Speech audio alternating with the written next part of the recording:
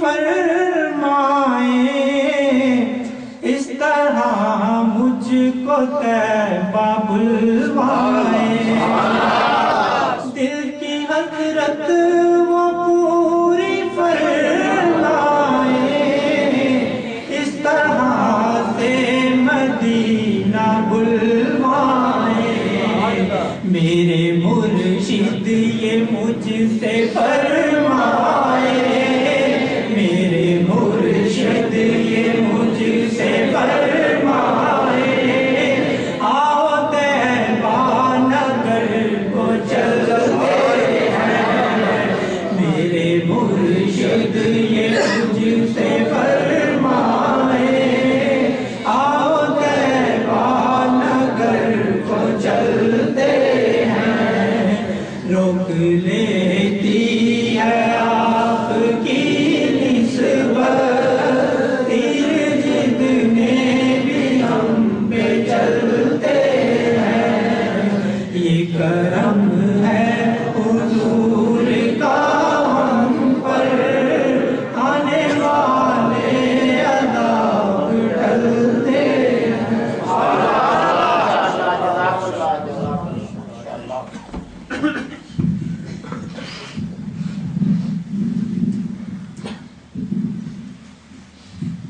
الحمد لله رب العالمين والصلاة والسلام على سيد المرسلين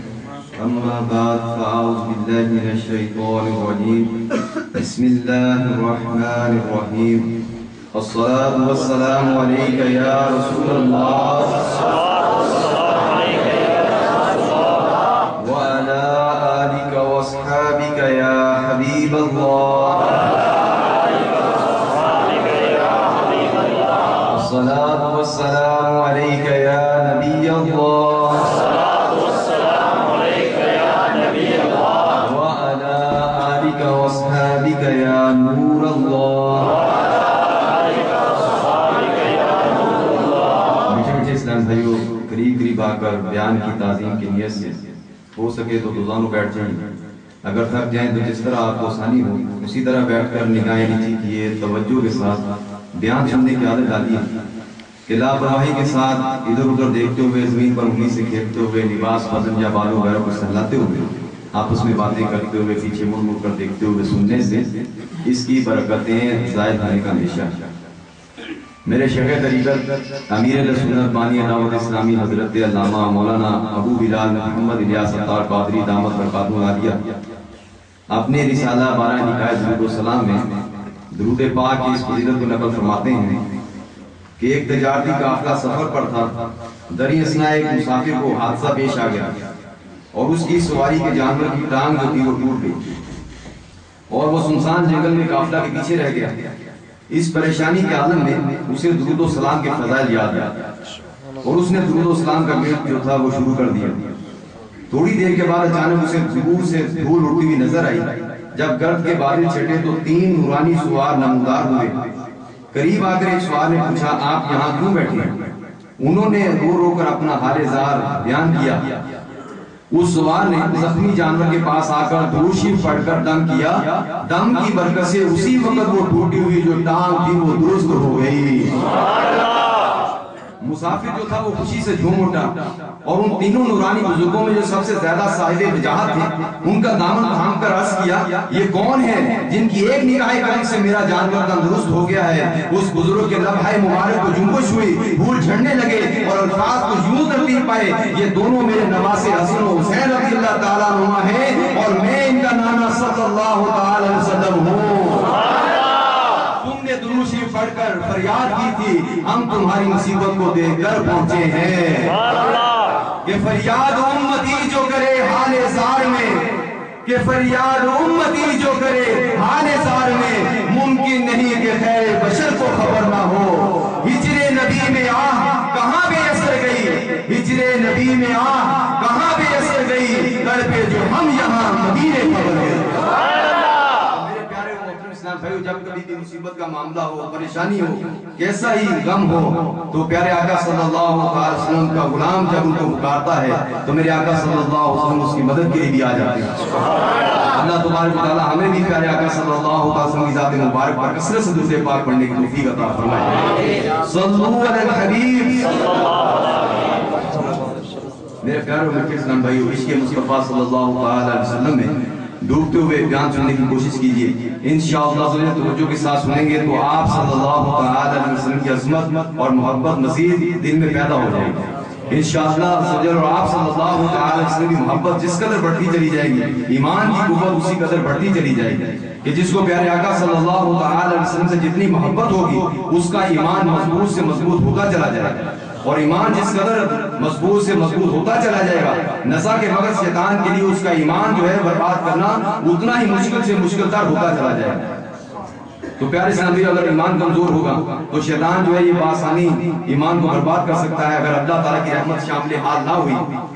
تو اور ایمان جتنا مضبوط ہوگا شیطان کے لیے اسی قدر اس کا ایمان برباد کرنا دشوار ہوگا. تو ایمان کی جو مضبوطی یہ پیارے آقا صلی اللہ علیہ وسلم کی محبت میں چھپی ہوئی ہے. جبھی تو میرے آقا سیدی امام اہل سنت عظیم البرکت عظیم المرتبت پروان شمع رسالت مجدد دین و ملت مولانا شاہ امام احمد رضا خان علیہ رحمت الرحمن اپنے نادیہ کلام ہدا کے بخشش میں لکھتے ہیں، اللہ کی سرسا و قدم شان ہے یہ، انسان نہیں انسان وہ انسان ہے یہ. ایمان یہ کہتا ہے کہ میری جان ہے یہ، تو ایمان یہ کہتا ہے میری جان ہے یہ. قرآن تو ایمان بتاتا ہے انہیں، ایمان یہ کہتا ہے میری جان ہے یہ. سبحان اللہ. ایمان کی جان یہ پیارے آقا صلی اللہ علیہ وسلم کی محبت میں چھپی ہوئی. تو میرے پیارے مرچے اسلام بھائیو، سرکار صلی اللہ علیہ وسلم کی سیرت پر بات کرنی ہو، بیان کرنا ہو تو بیان کرنے والا بھی اس شش و پنج میں پڑ جاتا ہے کہ کس مبارک گوشے زندگی پر گفتگو کی جائے. مصطفیٰ جان رحمت کے میلاد سے پہلے کے واقعات کی بات کی جائے یا ولادت کریمہ کے وقت ہونے والے حیرت انگیز سنہری واقعات پر تذکرہ کیا جائے، کعبے کے بدر الدجا صلی اللہ علیہ وسلم کے مبارک بچپن کی بات کی جائے یا طیبہ کے شمس الضحیٰ کے لڑک پن کی بات کی جائے، بہتر حسن و جمال کے ازدواجی زندگی کی بات کی جائے یا دافع رنج و ملال کے پہلے ملک شام کے تجارتی قافلے کی سفر کی بات کی جائے، بی بی آمنہ کے لال کے اعلان نبوت سے پہلے کے واقعات کی بات کی جائے یا شاف روز شمار کے اعلان نبوت کے بعد ہونے والے مظاہروں پر سفر کرنے کی بات کی جائے، مکی زندگی کی بات کی جائے یا مدنی حیات طیبہ کی بات کی جائے اور معجزات رسول صلی اللہ علیہ وسلم پر نظر دوڑائیں تو عقلیں حیران رہ جاتی ہیں کہ شق کمر کی بات کی جائے یا دعا کر کے سورج کو پلٹانے کی بات کی جائے، انگلیوں سے دریا بہانے کی بات کی جائے یا انہی انگلیوں سے زمین پر کھڑے ہو کر کروڑوں میل دور چاند کو ٹکڑے کرنے کی بات کی جائے، کسی صحابی کی ٹوٹی ہوئی ہڈی کو اپنے باب بدن سے جوڑنے کی بات کی جائے یا مصطفیٰ صلی اللہ علیہ وسلم کے ہاتھ پھرنے سے بینائی آ جانے کی بات کی جائے، پتھروں کو سلام کرنے کی بات کی جائے یا درختوں کے چھو کر صلاۃ و تسلیم عرض کرنے کی بات کی جائے. سچی بات تو یہ ہے میرے پیارے اسلام بھائیوں، ہماری اوقات نہیں ہے، الفاظ نہیں ہے، ارے بات کس کی کرنے جا رہے ہیں؟ سرکار کی مدح سرائی اور ہم ارے یہ کیسے ہوں گے؟ نعرہ تکبیر، نعرہ رسالت، نعرہ حیدری، علماء اہل سنت زندہ باد. تعریف جو میں کرتا ہوں خیر الانام کی، عزت بلند ہوتی ہے میرے کلام کی. میری لحد میں لائیں گے مصطفیٰ تشریف، میری لحد میں لائیں گے تشریف مصطفیٰ، عادت بنا رہا ہوں درود و سلام. میرے پیارے بچے اسلام بھائیو، ہم بولتے چلے جائیں، الفاظ تو ختم ہو سکتے ہیں، وقت بھی گزر سکتا ہے، کوئی لکھنا شروع کرے سارے درختوں کو قلم بنا لے، سارے دریاؤں کی سیاہی بنا لے، پھر بھی سرکار صلی اللہ علیہ وسلم کی زندگی کے کسی ایک گوشے کا احاطہ نہیں کیا جا سکتا.